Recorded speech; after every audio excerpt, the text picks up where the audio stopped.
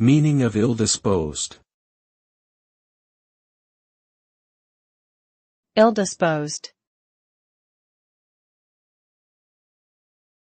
Ill-disposed. Ill-disposed. Ill-disposed.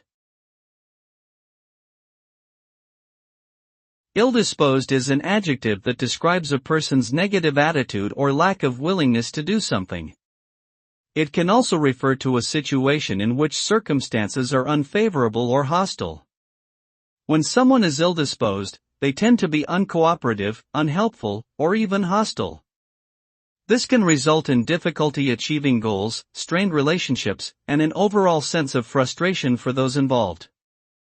In short, ill-disposed indicates a negative disposition or unfavorable circumstances that can hinder progress and create unnecessary obstacles.